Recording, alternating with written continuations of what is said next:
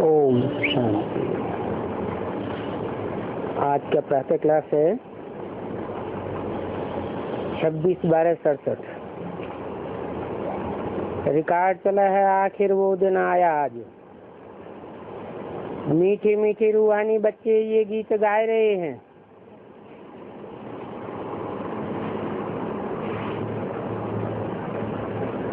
बच्चे समझ रहे हैं कि कल्प कल्प बाद फिर से हमको धनवान बनाने, हेल्दी वेल्दी बनाने, पवित्रता सुख शांति का वर्षा देने बाप आते हैं। ब्राह्मण लोग भी आशीर्वाद देते हैं ना, आयुष्मान भव, धनवान भव। तो बाप भी रूहानी बच्चों की आयु बढ़ाने का वरदान देते हैं। कितने जन्म के लिए? 21 जन्म के लिए आयुष्मान भव बनाने का वरदान देते हैं। और इतने धनवान बनते हो जो धन की तुम्हें दरकार ही नहीं रहती। तो तुम बच्चों को तो वर्षा मिल रहा है, इसमें आशीर्वाद की कोई बात नहीं है। बच्चे पढ़ रहे हैं, जानते हैं कि 5000 वर्ष पहले भी हमको बाप ने आकर के मनुष्य से देवता, नर से नारायण बनने की शिक्षा दी थी। बच्चे जो पढ़ते हैं वो ही जानते हैं। कि हम क्या पढ़ते हैं और पढ़ाने वाला कौन है, और बच्चों में भी नंबरवार पुरुषार्थ अनुसार जानते हैं। यही बात कहेंगे। बच्चों को मालूम है कि ये तो राजधानी स्थापन हो रही है, डीटी किंगडम स्थापन हो रही है, आदि सनातन देवी देवता धर्म की स्थापना हो रही है। पहले हम शूद्र थे, अभी हम ब्राह्मण बने हैं, अभी फिर देवता बनना है। हम शूद्र वर्ण के फिर कैसे शूद्र वर्ण से ब्राह्मण बनते हैं, ये दुनिया में किसी को पता नहीं है।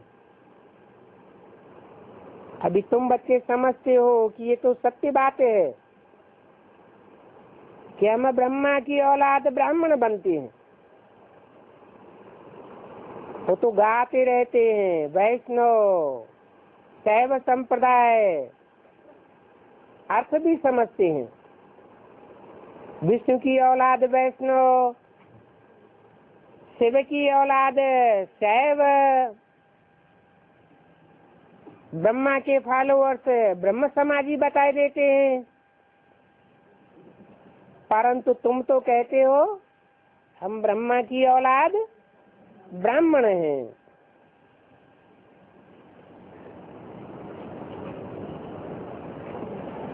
ये तो सत्य बात है। बाप सत्य बात बता करके सत्यखंड स्थापन करते हैं, और रावण झूठी बातें बता करके झूठ खंड स्थापन करता है।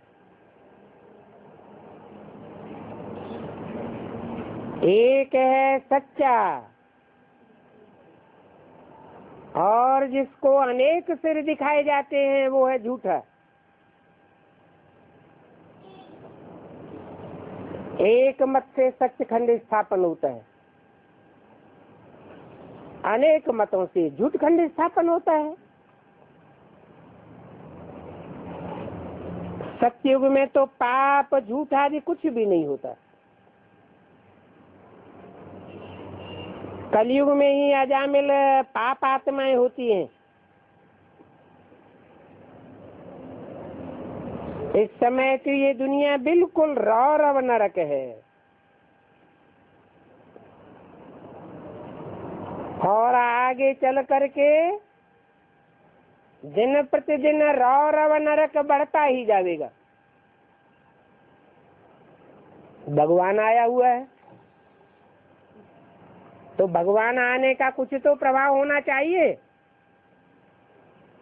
भगवान आने से नरक बढ़ना चाहिए या घटना चाहिए?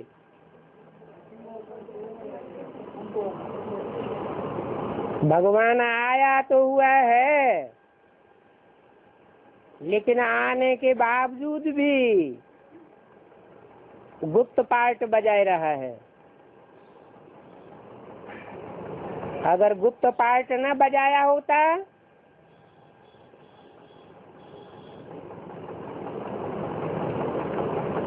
तो बच्चों की आंखें 100% तो खुली रही होती, या बीच बीच में अनिश्चय बुद्धि बनते जाते। हाँ, खुली हुई रहती, लेकिन बच्चे ही बीच बीच में अनिश्चय बुद्धि होते रहते हैं। इससे क्या साबित होता है कि बाप आया तो हुआ है, लेकिन बच्चों की आंखें विदेशियों की आंखें बन गई हैं।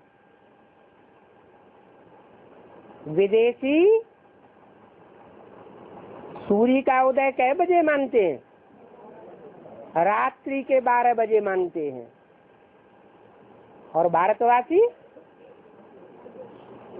जब सूर्य प्रत्यक्ष हो जाता है तब सूर्योदय मानते हैं। तो बच्चे अभी विदेशी हैं या स्वदेशी हैं? बच्चे कहेंगे कि बाप विदेशी बनकर आया हुआ है तो हम भी विदेशी हैं।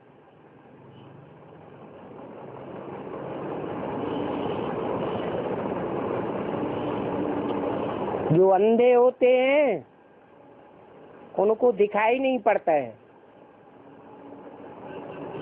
दिन में भी उजेला हो जाए दिखाई पड़ता है या अंधेरा दिखाई पड़ता है? हाँ? अंधेरा दिखाई पड़ता है।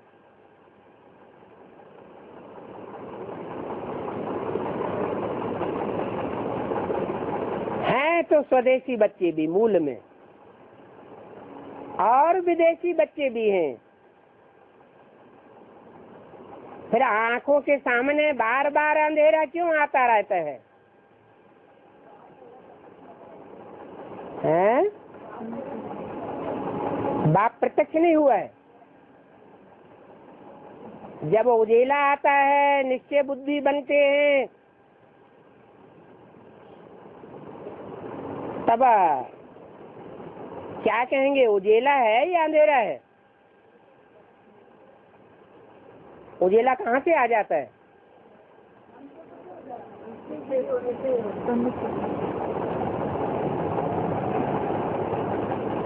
जरूर कहेंगे विदेशियों का प्रभाव है।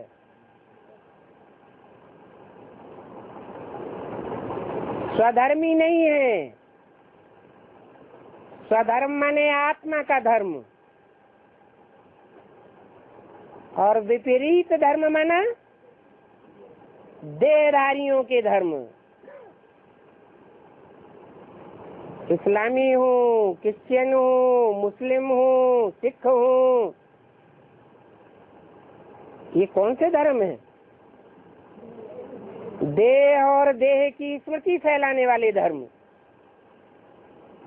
उनसे सारा भारत प्रभावित हो गया। अभी बाप कहते हैं स्वधर्म में स्थित हो जाओ,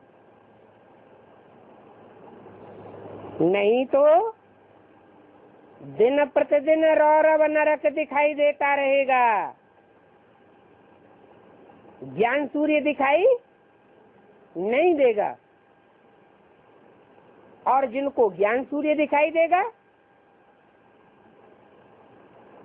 उनकी हालत क्या होगी?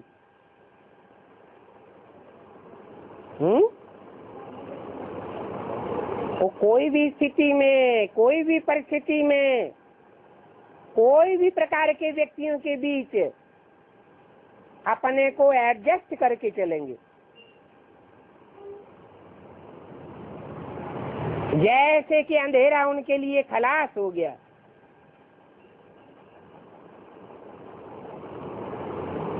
मनुष्य ऐसे ऐसे तमो प्रधान काम करते रहेंगे जो समझेंगे कि बिल्कुल ही तमो प्रधान ये दुनिया बनती जा रही है।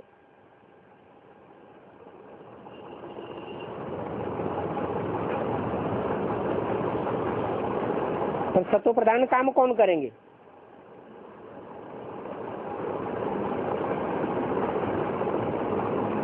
जिनकी बुद्धि में सत्य प्रत्यक्ष होता है, बाप को पहचानते हैं, वो सत्य काम करते हैं।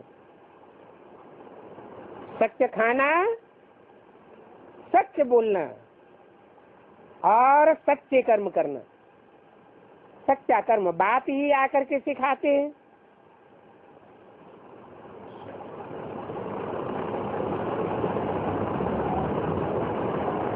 झूठ रावण सिखाता है।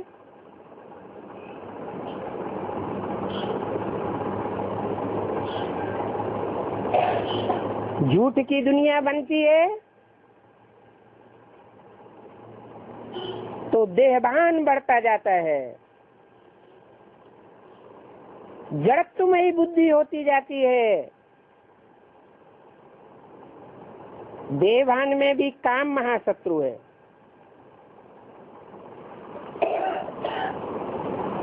कोई मुश्किल ही शुद्ध और पवित्र रह सकते हैं।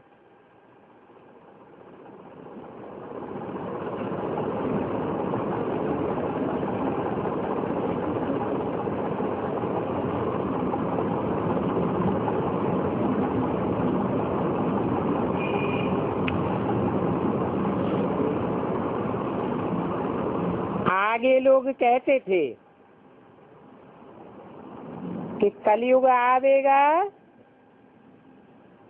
तो 13 वर्ष की कुमारियां भी बच्चे पैदा करेंगी।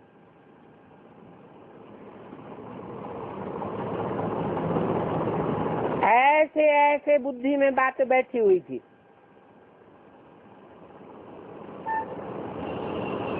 और अभी तो वो समय आ गया।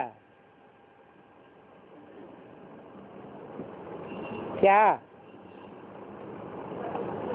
13 वर्ष की उमारियां बच्चे पैदा करेंगी,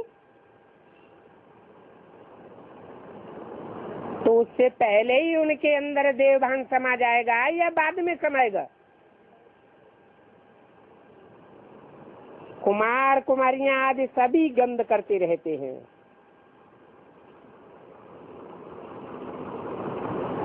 इसलिए बाप कहते हैं तुम सब की वानप्रस्थ अवस्था है। जब बिल्कुल ही तम प्रधान बन जाते हैं तब बाप कहते हैं कि मैं आता हूं।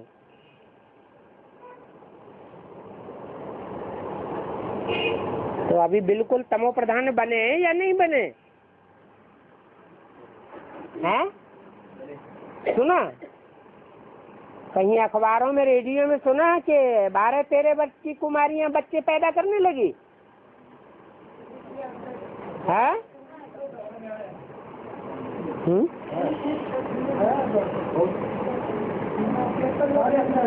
अभी सबने नहीं सुना, अभी आती नहीं हुई है। आगे चल के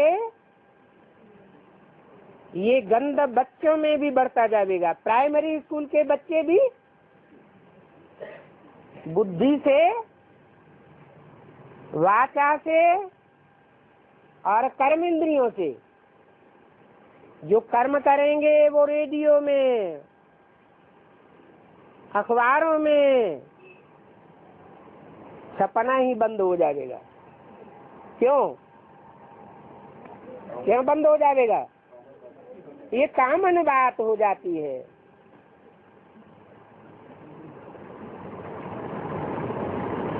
तब बाप कहते हैं कि मैं आता हूँ। अभी आया नहीं है? आया हुआ? आने का मतलब क्या हुआ? आया हुआ है। जैसे कहते हैं बच्चा आया। इस घर में क्या आया? बच्ची आई कि बच्चा आया? बच्चा आया। अरे पेट में आया था तब नहीं आया? जब पेट में आता है तब नहीं कहते हैं बच्चा आया। गुप्त रहता है, पता ही नहीं चलता ये बच्ची है या बच्चा है। पर जब प्रत्यक्ष होता है तब पता चलता है ये बच्चा है। ये भी पता नहीं चलता जन्म लेने से पहले कि मरा हुआ पैदा होगा या जिंदा पैदा होगा। अभी बाप कहते हैं मैं तब आता हूं जब बिल्कुल तमो प्रधान बन जाते हैं। तो मेरा भी ड्रामा में पार्ट है। मैं भी ड्रामा में नुदा हुआ हूं। नुदा हुआ हूं।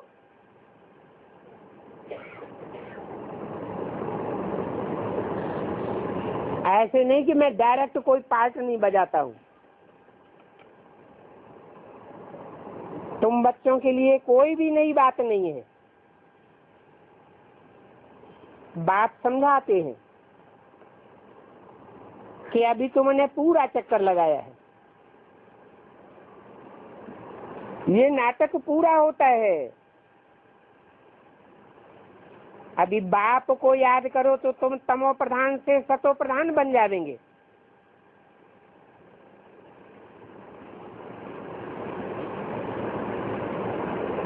और सतो प्रधान दुनिया के मालिक बन जाएंगे। कितनी साधारण बात है।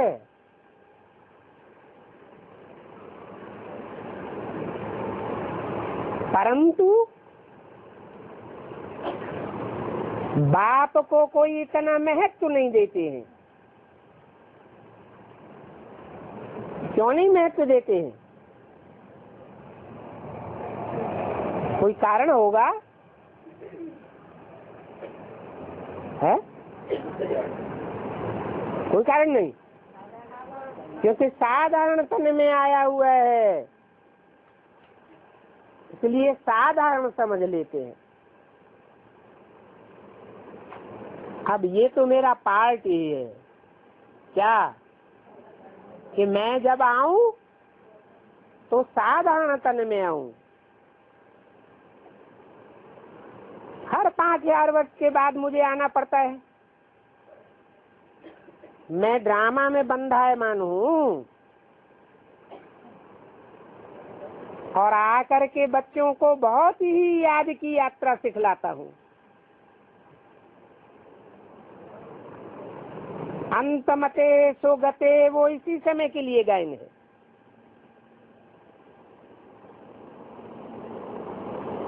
जिनका सतयुग के आदि में जन्म होगा 84 जन्म लेने वाले होंगे, भरपूर आत्मिक स्थिति में टिकने वाले होंगे।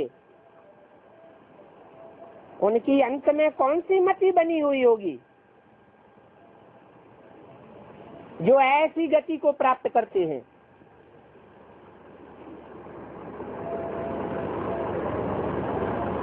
अंतमते सो गते,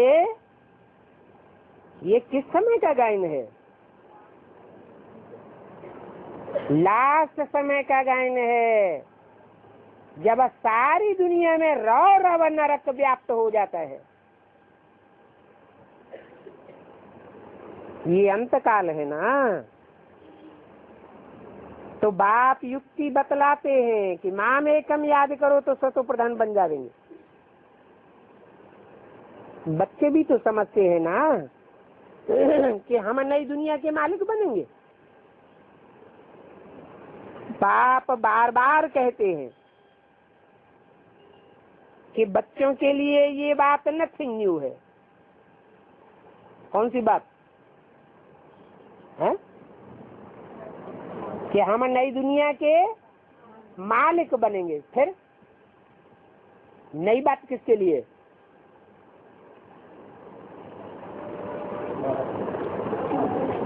जो 84 जन्म न लेने वाले हैं, पूरी आत्मिक स्थिति में प्रैक्टिस करके न टिकने वाले हैं, उनके लिए नई बात है। क्योंकि वो कल्प कल्पांतर नई दुनिया में आवेंगे या नहीं आवेंगे? नहीं आवेंगे। तुम्हारे लिए कोई नई बात नहीं है। एक जिन्न की कहानी सुनाते हैं ना। जिन्न ने कहा हमको काम दो, तो कहा गया कि सीढ़ी बैठ कर उतरो और सीढ़ी बैठ करके चढ़ो। क्या काम मिला? ऊपर चढ़ो और नीचे उतरो। का नाम क्या दिया गया? जिन्न माना जित न, जिसको कोई जीत न सके।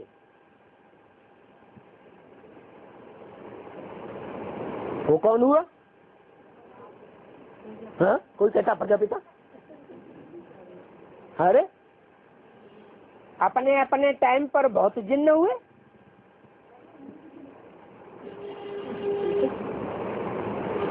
क्या पृथ्वीराज चौहान अपने समय का जिन्न नहीं हुआ?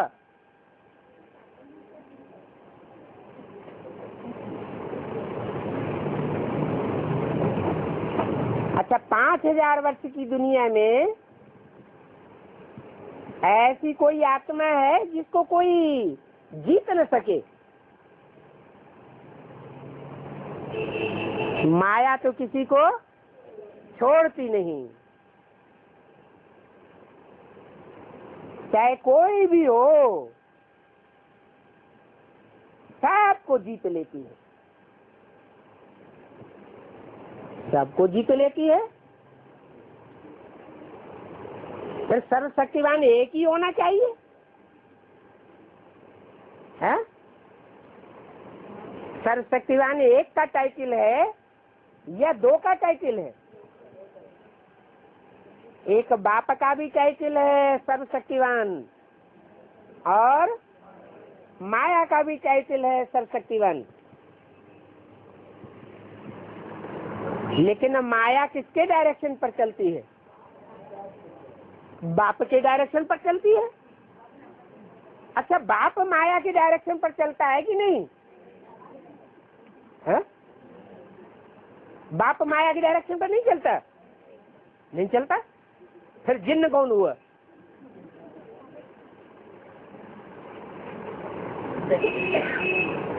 तो जिन्न ने कहा काम दो, तो कहा सीढ़ी चढ़ो और उतरो। बाप भी आकर के कहते हैं, कौन सा बाप? जिन्नात बनने वाला बाप या रूहानी बाप? रूहानी बाप कहते हैं कि ये तो खेल ही है उतरने और चढ़ने का, हमें उन राहों पर चलना है जहाँ गिरना और संभलना है। पतित से पावन, पावन से फिर पतित बनना है। और ये कोई डिफिकल्ट बात भी नहीं है बहुत सहज, परंतु कौन सी है वो नहीं समझने के कारण शास्त्रों में लड़ाई की बातें लिख दी है। वास्तव में माया रावण पर जीत पाना ये तो बहुत बड़ी लड़ाई है। बच्चे जानते हैं कि हम बार बार बाप को याद करते हैं, फिर माया हमारी याद तोड़ देती है। माया हमारी स्मृति का दीवा बुझाई देती है। इस पर गुल बकावली की कहानी भी है।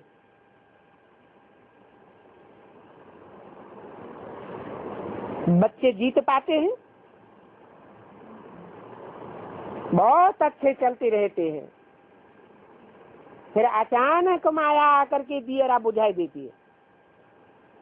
बच्चे भी कहते हैं बाबा माया के तूफान तो बहुत आते हैं, और अनेक प्रकार के तूफान बच्चों को घेरते रहते हैं। कब कब तो ऐसा तूफान जोरों से आता है कि 8-10 वर्ष के पुराने अच्छे अच्छे झाड़ भी गिर पड़ते हैं।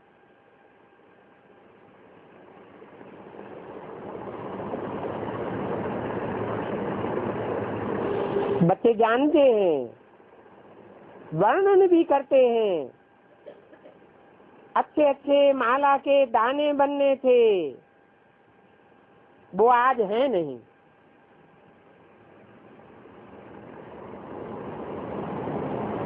कौन से 8-10 वर्षों की याद आई बाप दादा को? यज्ञ के आदि में कोई थे 8-10 वर्ष वाले? 36 से लेकर और 42 तक रहे होंगे, बाप को याद आ गए।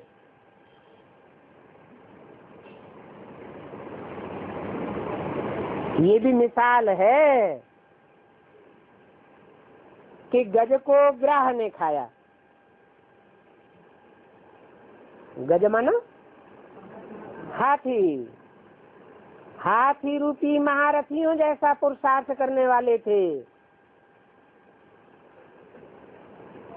ज्ञान की चिंगार मारने वाले थे।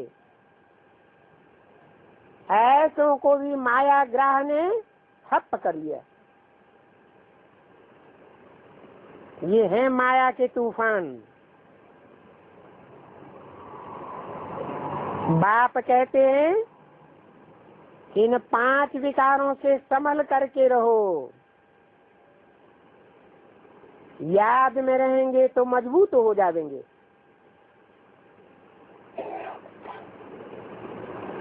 इसलिए कहते हैं घड़ी घड़ी देही अभिमानी बनो। ये बाप अभी कहते हैं कि घड़ी घड़ी देही अभिमानी बनो। सतयुग में नहीं कहेंगे क्या? देही अभिमानी बनो। नाम रूप देश काल सब कुछ तो रहता है। ऐसे नहीं सतयुग में नाम नहीं होगा, रूप नहीं होगा, देश काल नहीं होगा, सब कुछ रहता है। परंतु इस समय संगम युग पर ही तुमको समझाता हूँ। बच्चों, अब तुम्हें वापस जाना है। तुम पहले सतो प्रधान थे, फिर सतो से रजो तमो में आए हो।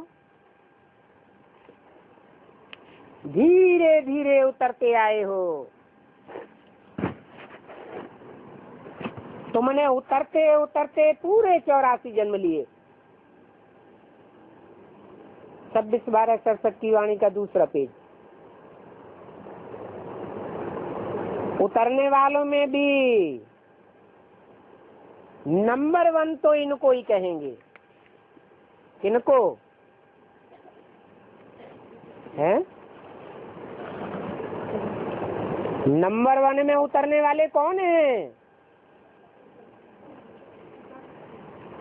इनको, इसको नहीं, इनको कहेंगे। माना रामकृष्ण की आत्मा ही नंबर 1 में नीचे उतरने वाली है। हीरो हीरोइन के पाठधारी भी कौन सी आत्माएं हैं? राम और कृष्ण की। औरों के तो 84 से कम जन्म भी होते हैं। क्या?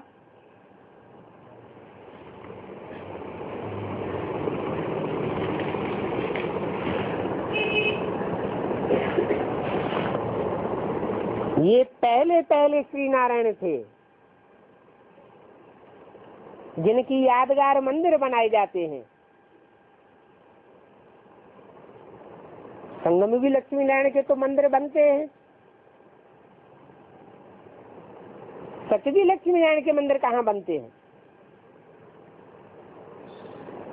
बनते हैं क्या?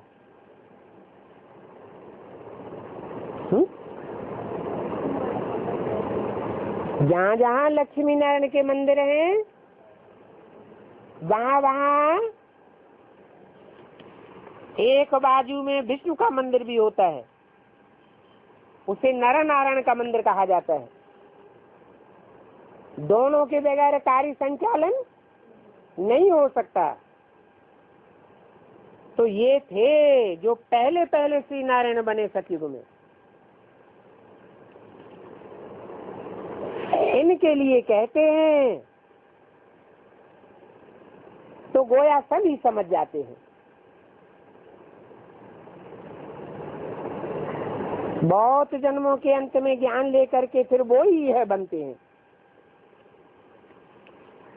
झाड़ में भी दिखाया है ना, ये जो श्री नारायण है वो फिर पिछाड़ी के जन्म में ये ब्रह्मा खड़ा है। बच्चे राजयोग सीख रहे हैं। प्रजापिता को कभी परम पिता नहीं कहा जाता है। क्यों है? प्रजा है 500-700 करोड़।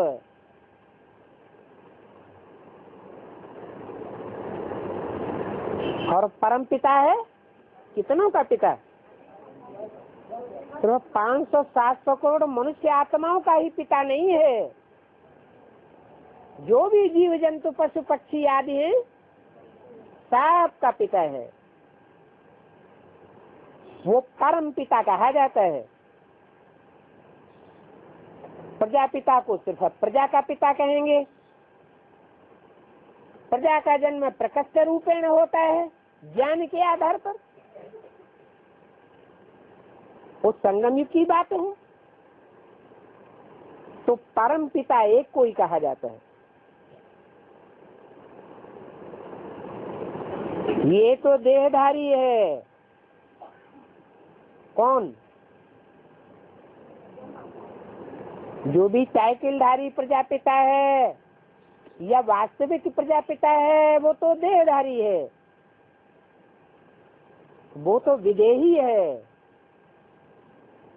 विचित्र है। परम पिता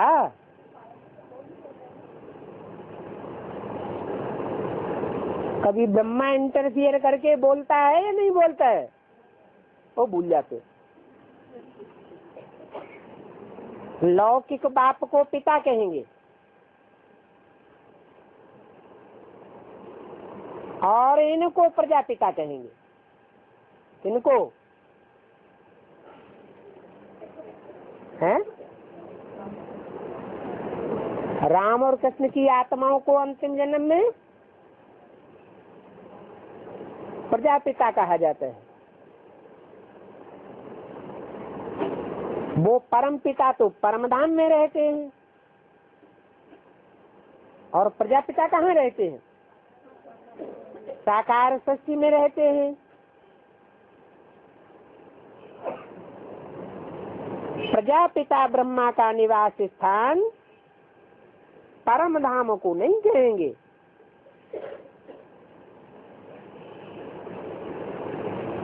उनका 5000 वर्ष में आदि से अंत तक निवास स्थान कहाँ है?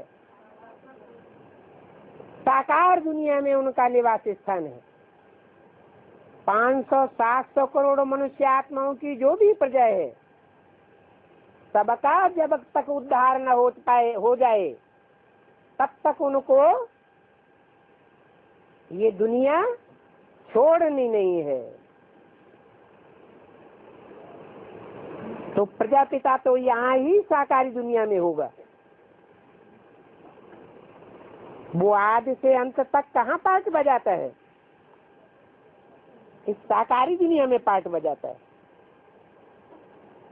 सूक्ष्म वतन में पार्ट बजाता है या नहीं बजाता है?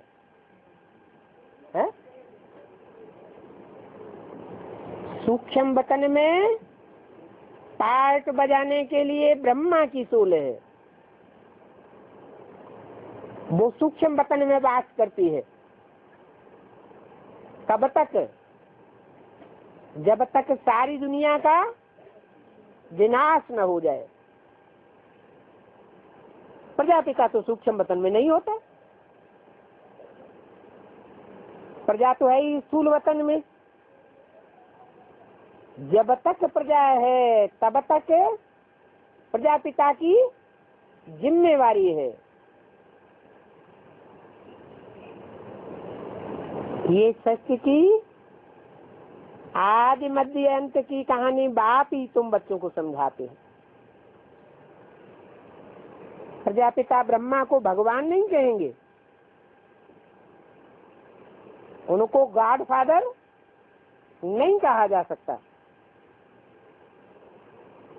भगवान कहेंगे या नेक्स्ट टू गॉड कहेंगे। उनको भगवान नहीं कहा जा सकता। भगवान का तो कोई भी शारीरिक नाम नहीं है। मनुष्य तन जिन पर दूसरा नाम पड़ता है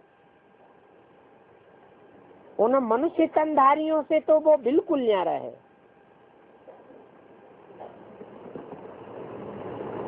आत्माएं वहां पर रहती हैं तो नारायण नाम रूप से न्यारी है।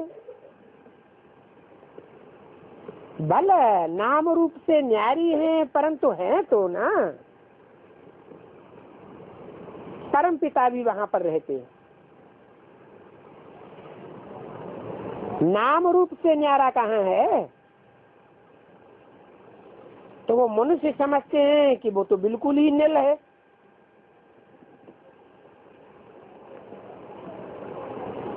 उनको बाप न समझने के कारण कह देते हैं कि वो तो पत्थर बित्तर सब में है।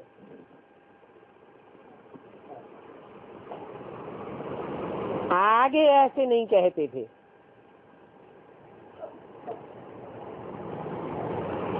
वेदों में भी एक ऐसी ऋचा आई है, क्योंकि वेद तो सतो प्रधान काल में लिखे गए थे। लिखा है कि हम पहले भगवान को निराकार नहीं समझते थे, सर्वव्यापी नहीं समझते थे, आदि तो सर्वव्यापी समझते हैं। 24 अवतार कह देते हैं, फिर वो भी रंग हो जाता है।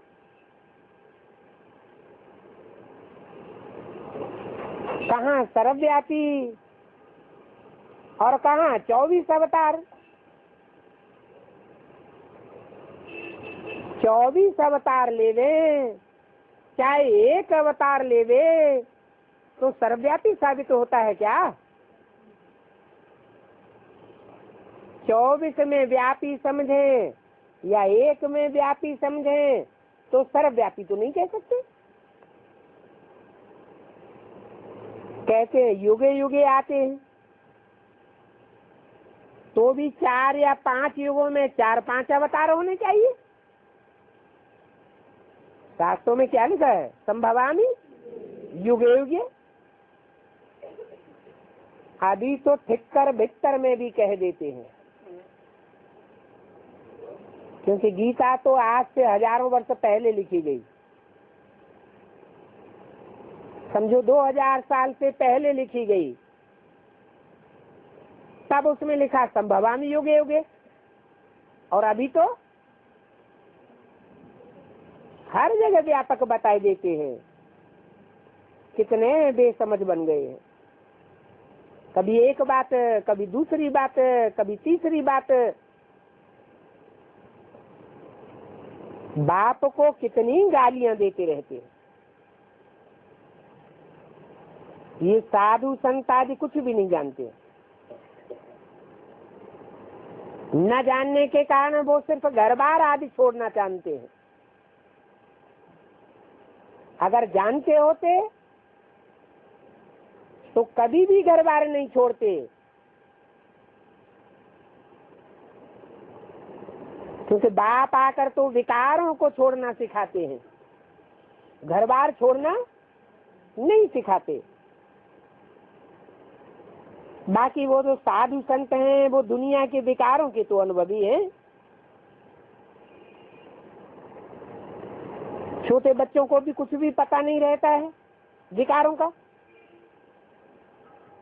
इसलिए उन बच्चों को महात्मा कहा जाता है। छोटे छोटे बच्चे, कम उम्र वाले 5 विकारों को तो जानते ही नहीं है, तो छोटे बच्चे को पवित्र कहा जाता है।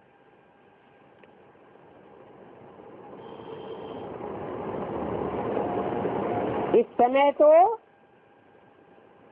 कोई भी पवित्र नहीं हो सकता है। छोटे बच्चे नहीं है दुनिया में है, छोटे बच्चे हैं तो, लेकिन अभी दुनिया में अति का अंत नहीं आया है। जब अति हो जाएगी तो ऐसी भी मेंटेलिटी हो जाएगी कि गर्भ के अंदर जो बच्चा पैदा होने वाला होगा वो सूक्ष्म शरीर से विकारों में ही रमण करता होगा। मन बुद्धि में उसके क्या रमण करता होगा? विकार ही विकारों में रमण करता होगा। इसलिए बोला इस समय माने किस समय? ये जो संगम का समय है, बच्चा भी छोटे से बड़ा होगा,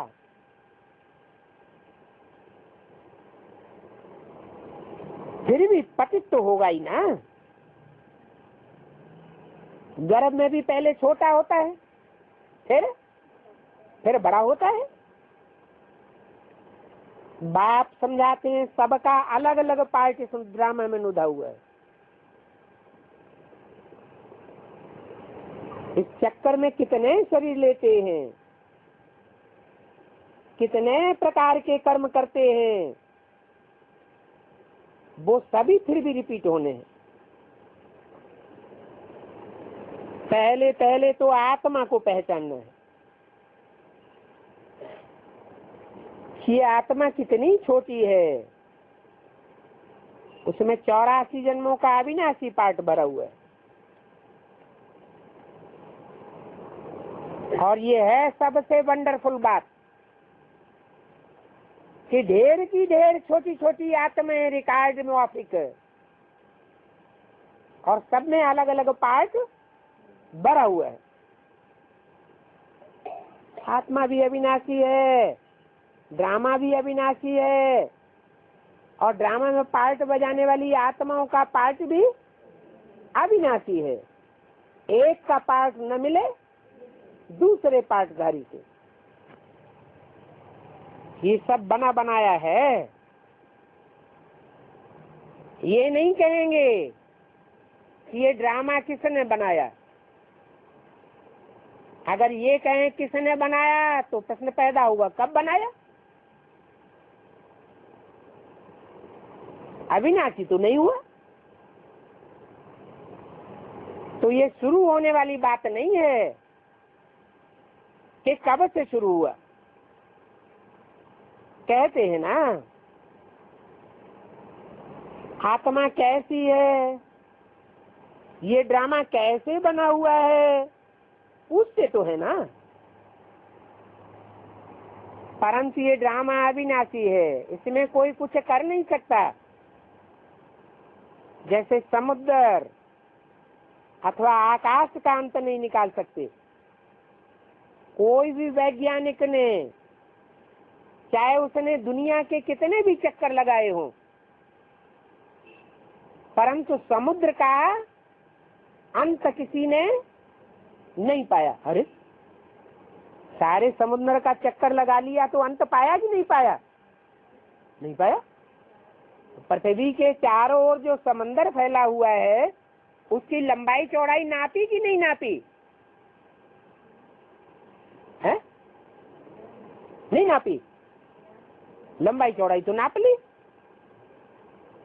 लेकिन गहराई कोई नहीं नाप सका। कहीं पर सागर उथला है और कहीं पर सागर बहुत गहरा है। इतना गहरा है कि उसकी गहराई कोई नाप नहीं सकता। वो तो जड़ सागर है। फिर चैतन्य ज्ञान सागर का भी पार्ट है, वो कितना गहरा है ये कोई भी मनुष्य मात्र जान नहीं सकता है। जैसे आकाश का अंत नहीं निकाल सकते हैं, ये आत्मा भी इतनी छोटी है तो उसमें 84 जन्मों का पाठ चलता ही रहता है। अविनाशी ड्रामा है। जैसे बाबा वंडरफुल है वैसे ज्ञान भी वंडरफुल है।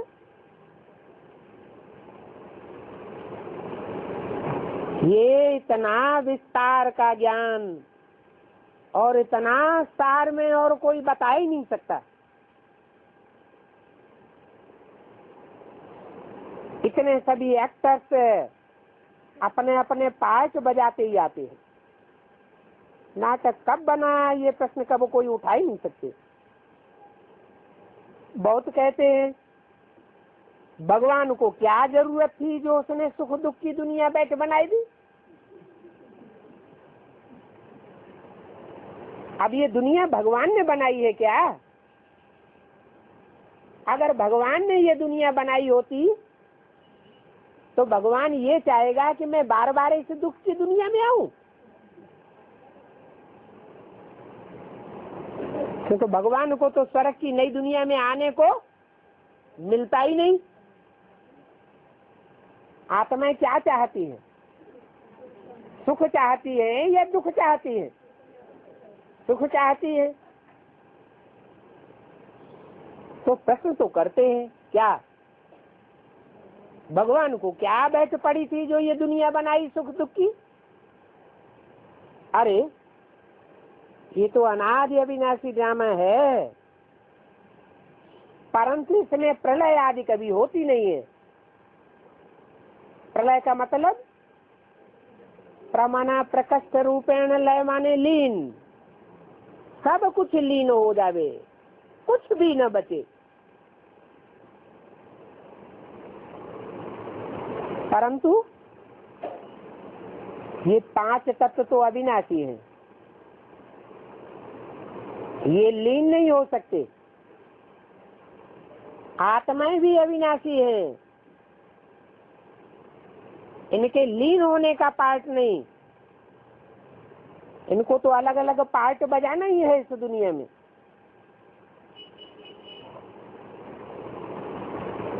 तो ये ऐसे थोड़े ही कह सकते हैं कि ये दुनिया क्यों बनाई। ये आत्मा का ज्ञान भी तुमको बाप तब सुनाते हैं जब कि तुम बेसमझ बनते हो।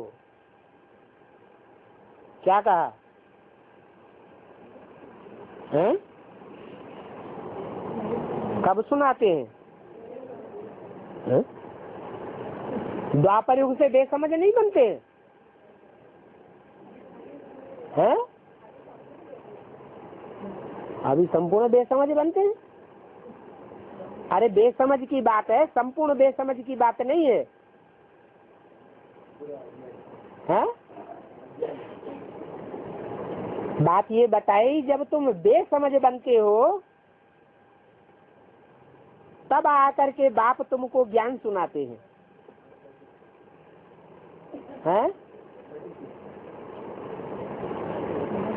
तुम दिन अगर 36 में समझदार बनाने के लिए बाप आए होते तो किसको समझदार बनाया?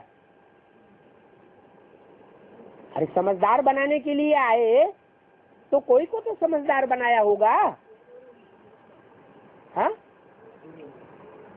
किसको? सूर्यवंशियों को समझदार बनाया, फिर कहाँ हो गए? सूर्य को समझदार बनाया, फिर काहे के लिए गड्ढे में चला गया? कहते राम फेल हो गया।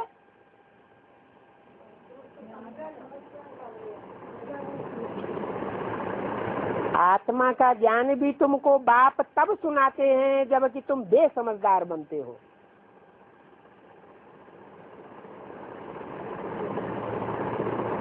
बेसमझ बन जाते हो। कहते तो हो मैं आत्मा ज्योति बिंदु हूँ, वो तो जितने भी बेसिक नॉलेज लेते हैं सब कहते हैं, क्या कहते हैं? मैं आत्मा ज्योति बिंदु हूँ। तो ये समझदारी हुई, आत्मा की जानकारी हुई, या मुगालते में पड़े हुए हैं? असली जानकारी थोड़ी ही हुई, वो तो 500 करोड़ सब बिंदु बिंदु आत्मा है। तो बाप आकर कब समझदार बनाते हैं? अरे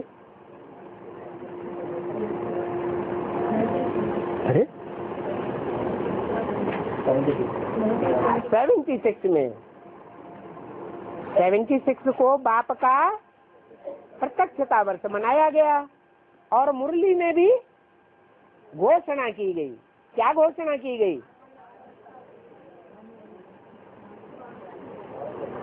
पुरानी दुनिया का विनाश और नई दुनिया की स्थापना होती है। तो बाप क्या करने आते हैं? नई दुनिया की स्थापना करने आते हैं, पुरानी दुनिया का विनाश करने आते हैं। तो कब से शुरू हुआ? कहेंगे 76 से।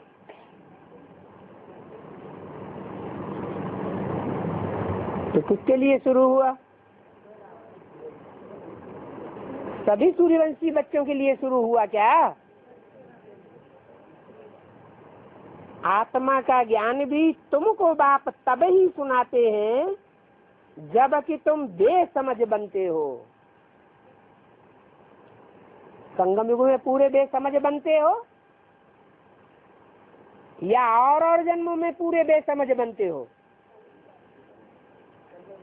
द्वापर युग में तो फिर भी शास्त्रों में सच्चाई थी कि पूरे बेसमझ थे, सच्चाई थी। धीरे धीरे वो सच्चाई उड़ती गई। सन 36 में साक्षात्कारों के द्वारा प्रत्यक्षता हुई।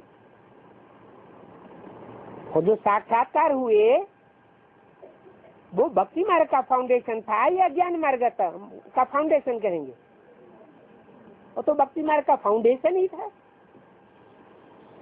तो ये नहीं कहेंगे कि प्रत्यक्षता हुई।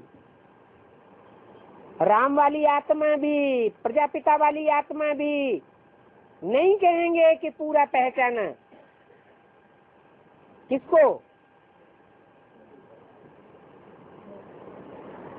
कि वो निराकार इस साकार सृष्टि पर आकर के सदा काल के लिए कार्य कर रहा है। अगर पहचान हुई होती तो फेलियर की लिस्ट में नहीं डाला जाता। अभी तुम दिन प्रतिदिन उन्नति को पाते रहते हो।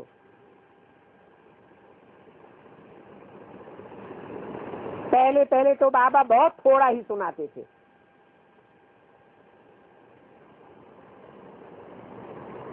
फिर भी कशिश तो थी ना।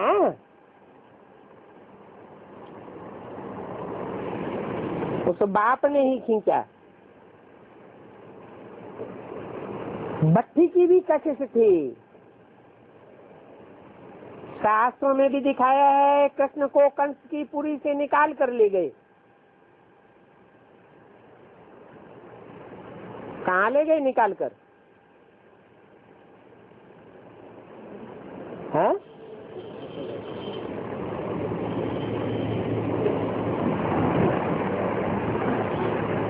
कंस की पुरी कारागार से निकाल कर कहाँ ले गए? गुप्त में जाकर के रख दिया। अभी तुम समझते हो कि सतयुग में तो कंस आदि होते नहीं है, न द्वापर में कोई कंस आदि की बातें है। कहाँ कंस होते हैं? कृष्ण होता है। संगम युग में कृष्ण भी है, तो उसे मारने की फिराक में रहने वाले कंस भी हैं। तो देखो शास्त्रों में क्या क्या बातें बैठ लिख दी है।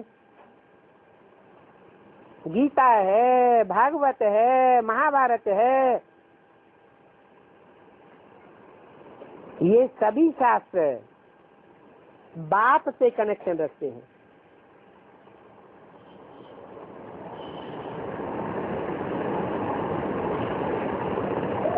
परंतु है कुछ भी नहीं।